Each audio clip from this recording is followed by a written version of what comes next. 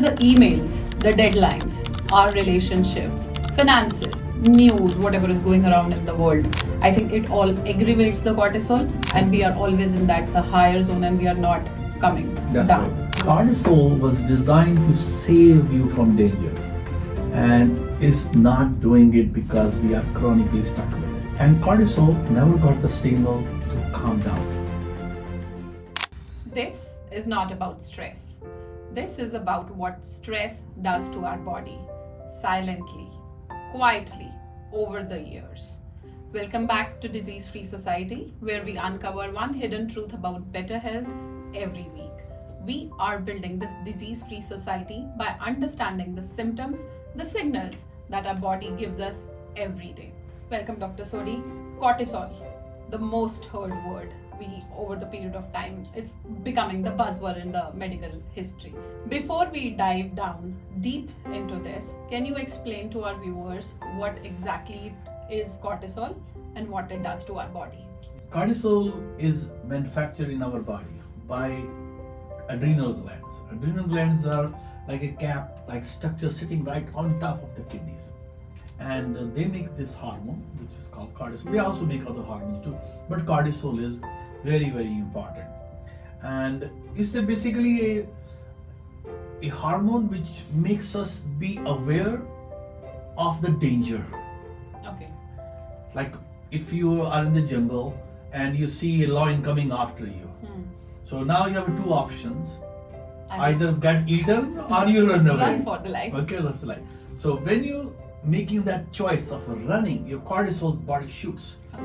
And then it actually makes it. But that was temporary. Then after that, the incident is gone, the lion is gone, and now you're back to the normal. What happens is people get into chronic state of That constant state that just keeps it elevated.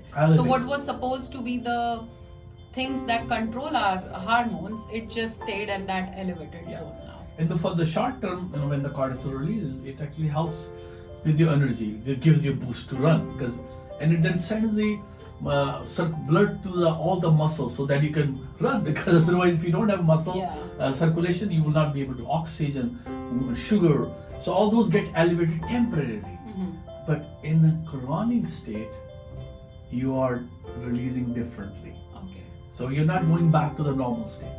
So, sir, the emails, the deadlines, our relationships, finances, news, whatever is going around in the world, I think it all aggravates the cortisol, and we are always in the higher zone, and we are not coming That's down. right. Cortisol was designed to save you from danger, and is not doing it because we are chronically stuck with it. And cortisol never got the signal to calm down. So, sir, now let's talk about the disease connection, disease and cortisol, how they go hand in hand. A lot of people have now accepted that stress is the fact of life or is like part of life. Yeah. So how do you deal with them? What is your advice to them? Let me explain. It's not a leap at all. It's a chemical pathways. When the cortisol is chronically elevated, the first thing it does, it increases your blood sugar. And when the blood sugar rises, the body also need to consume it, because sugar in your blood vessels is like a ground glass in your blood vessels. It damages. If you don't have a threshold of 90 or above, that sugar crystallizes. It damages your capillaries, which is the finest blood vessels. So that's why diabetic people get foot pain. That's why they get foot ulcers. They get more eye diseases. So body has to produce more insulin, but on the long-term basis, body just get exhausted making so much insulin, and that insulin is not sensitive enough to push that sugar into glycogen, which is a storage form of it. And the storage happens in three places basically. One is your liver, and most of us, we have a fatty liver. So, sir, chronic stress can be the direct driver of the diabetes. Yes, directly. Because what happens over time, your body go on making more insulin, and the body is not responding properly. So it is not able to consume it properly. Now you have a lot of sugar floating around, but the insulin is not able to push into your cell because it wants to store. As I said, it can be dangerous for us, excessive sugar floating, because in the circulation, excessive sugar can be dangerous. So it causes more insulin resistance and then the diabetes. There is a logic and biology behind every single thing that we do and our body does for us. It is also true for cardiovascular diseases, because under stress, when we get, the body is pumping more, body going into anxiety and fear, The flight and fight mode. exercise mode. Now your heart is not relaxed because body is sensing, I have a danger, I need to protect you. So a lot of times you see that heartbeat increases, Yeah, it elevates, rises yeah. when you undergo stressful situation. And so over time, not in one or two incident, but your heart is gonna exhaust, your blood vessels gonna exhaust, and you will develop high blood pressure, diabetes. There is a direct link between diabetes and hypertension, because when you have a high level of insulin, the body will also develop high blood pressure. So it's same thing, And I causing think- many different diseases. So whosoever is diabetic is always tested positive for the hypertension. So if you look at it, the people who has insulin resistance, they have a diabetes, they are overweight, they have a high blood pressure. These all those things go They all are directly together, proportional. They go and in it's, sync. yeah, it's called metabolic syndrome. So these three things actually coming from the one source. So this is extraordinary. What about our immune system now? Very good question. I hear it a lot. Dr. Sodhi, I am getting repeated infections, and it actually very cyclic. 1 month after another month. And I it think takes longer time to time even heal. overcome. Oh, Yeah. heal. They don't heal. So actually, because we have the electronic medical records, so the record shows up, on my computer, and I can even predict that this person is gonna come on the same date, like April 16th. Last year they were here the same day, because it's so cyclic until they work on it. So what happened? The cortisol is the direct killer of your immune system. It makes your immune system very insensitive. So cortisol, when people has elevated cortisol level on a chronically basis, your body immune system is also weak. So there is very interesting research available. Like in your mouth, we have a mucus, which is called secretory IgA. It is a glycoprotein. It's called mucin, and it is a protective. So what it does, it becomes like a filter. Like when we eating food, our food is not sterilized, and we should not be eating sterilized food anyway. So this mucin becomes a barrier. It allows the good food to come in, and Bad bacteria to be out. and the bad guys to be out. Bacteria, viruses, fungus, whatever, even toxins.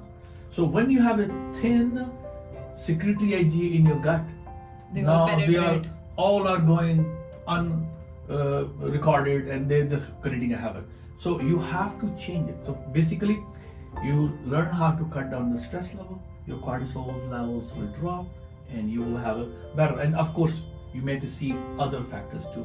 Digestion is a very important part. Actually, almost every disease starts from your gut. I think I have learned it by heart now. There is gut, Exactly. and then there is inflammation, Exactly. which I think upsets everything for our Exactly. body. And then there is the inflammatory paradox layer, because when you are absorbing food, which is also absorbing parasite, toxins, pesticide, your body is also mounting a different kind of reaction, and that reaction is causing more inflammation in your body. Cortisol is actually anti-inflammatory.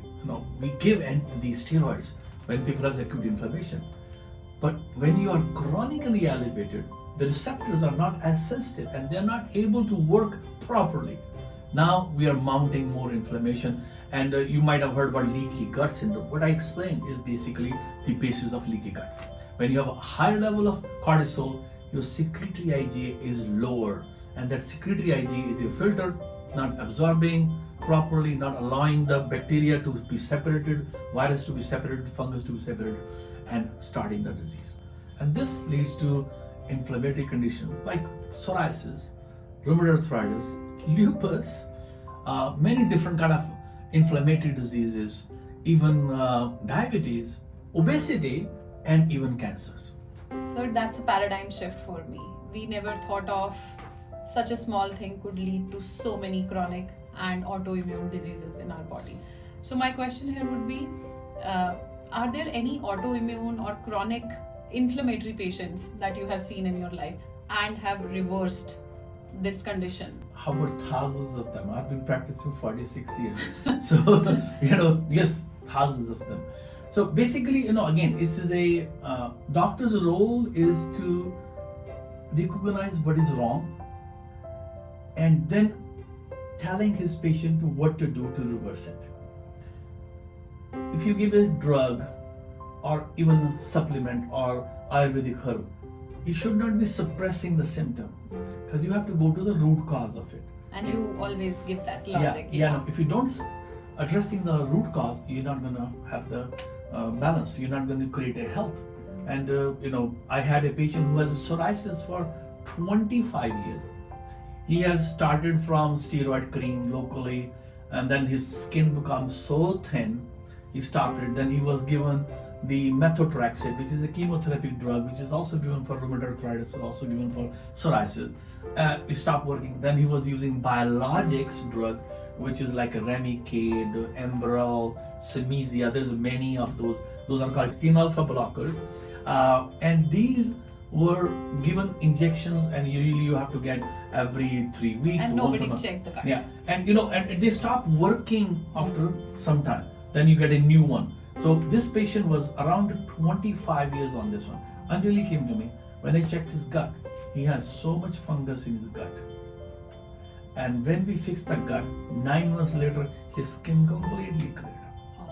And we're not giving methotrexate, no. And this is not magic, sir. No, I would want to say that no. it's the logic that you always go by, the basics of the medicine. Exactly. You need to see what's happening in your body, that we every time say, what body is communicating to us. We need to understand. And same thing happens in rheumatoid arthritis. Same thing happens in inflammatory bowel disease, like colitis, Crohn's disease. I have a patient who has a Crohn's disease, but basically I think you have to take responsibility. My health is my own personal issue. Nobody can make me healthy. We talked about symptoms, we talked about early signs. So what are the patterns? If somebody is watching our show and that person identifies that they are talking about me, what are the patterns that he or she should be looking at? Yeah. So as we explained previously, your sensors are heightened. Small things stress you. You're constantly anxious. You wake up in the morning, you're tired. Oh my God, another day. And then say, I am not getting good quality sleep. The cortisol should be highest in the morning and the lowest at night.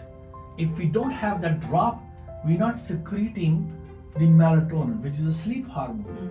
And now when you don't secrete it, we are going to have a problem because we're not going to get good quality sleep.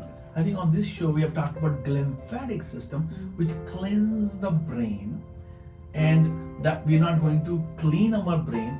Now you will be chronically stressed out, and then you wake up and you are getting the coffee, getting to the emails and everything. Exactly. So my day, I used to start, first thing I used to say, look at my emails, I don't do that now. I just, as soon as I wake up, I go out and try to see where is the sun, try to look at it, gaze, calm down, relax, breathing. And as we do rhythmic, nice slow breathing, we're resetting our cortisol pattern. You train yourself.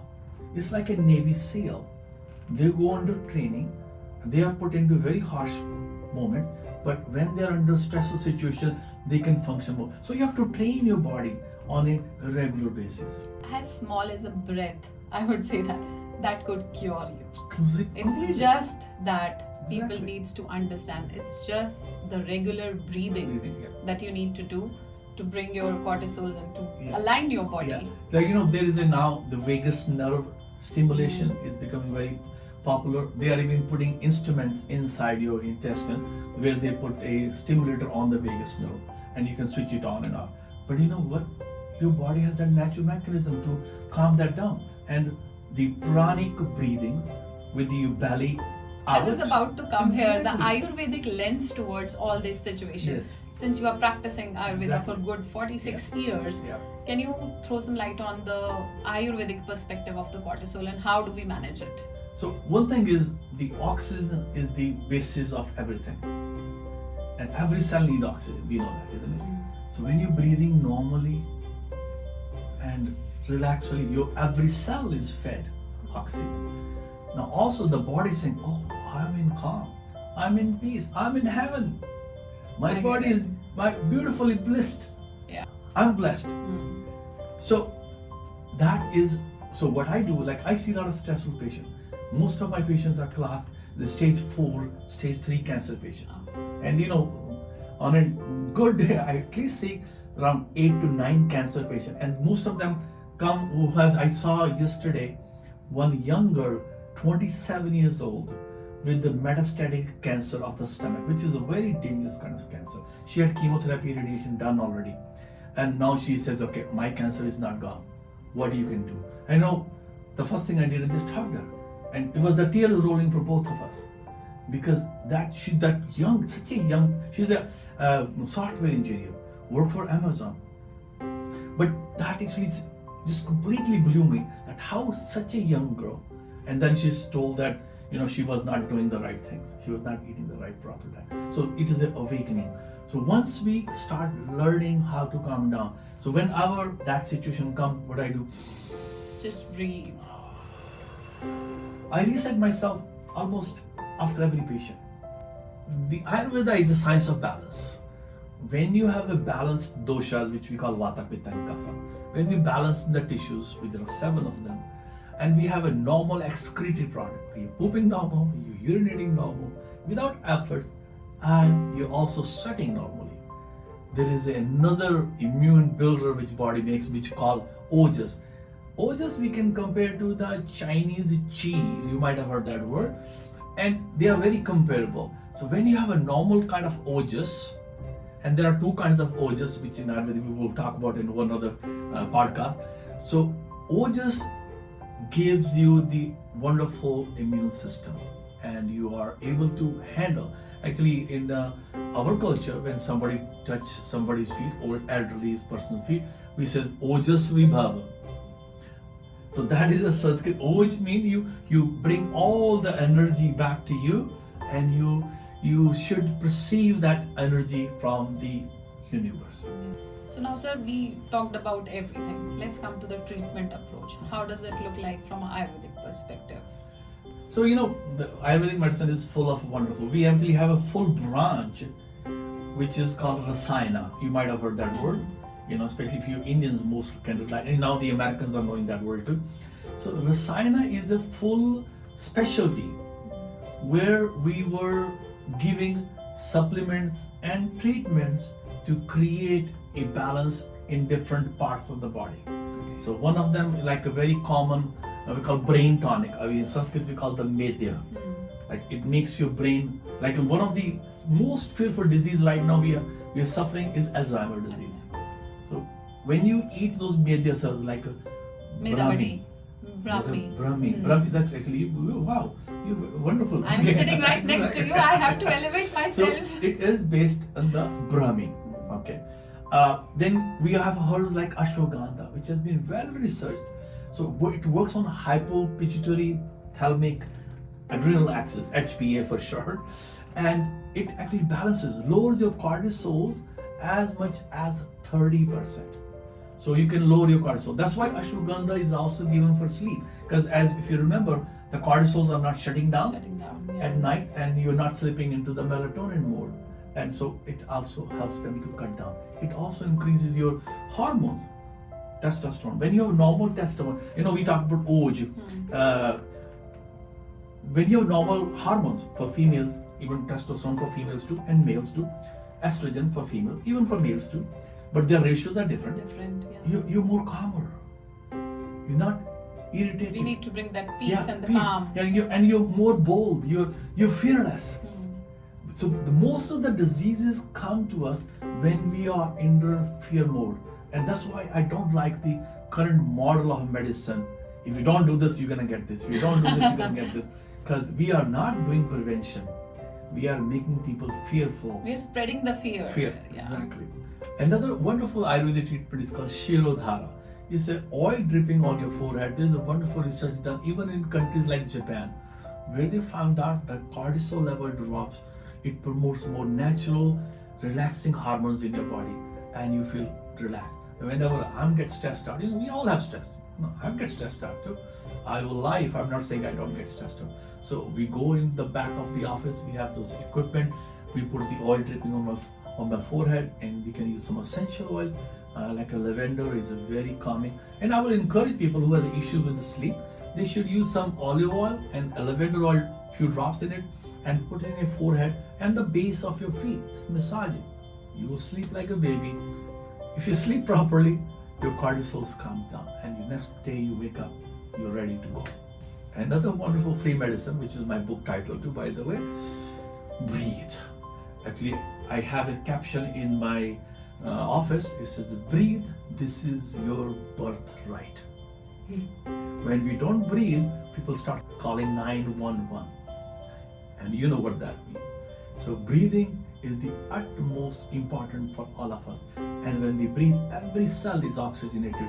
Your mitochondria, which is this lung of a cell, get oxygenated, and it calms you down. So sir, give me three non-negotiables that we all should be looking in our body starting today. Yeah, so when you wake up in the morning, the first thing, if you're not fresh, there's something wrong with the cortisol. Okay. Very, very important symptom. Second thing is, you're getting a second wind at night. You have more energy at night. I tell this to my patient, we don't come from owl family. We should not be active at night. And yes, it's adaptation. A lot of people who works in the we are not nocturnals. Yeah, we are regular human exactly. beings. We should not be doing that one. And no matter what you eat, what you do, your body does not feel well. You're feeling fatigue all the time. And these are the three signals at least you should watch. And there are many others, but these are the three important ones. Thank you, Dr. Sodhi, for putting that logical perspective for our audience. Weekly holistic health episodes drop in every Wednesday. If this resonated with you and you felt like you are the one we are talking about, share this, forward this, and help the people.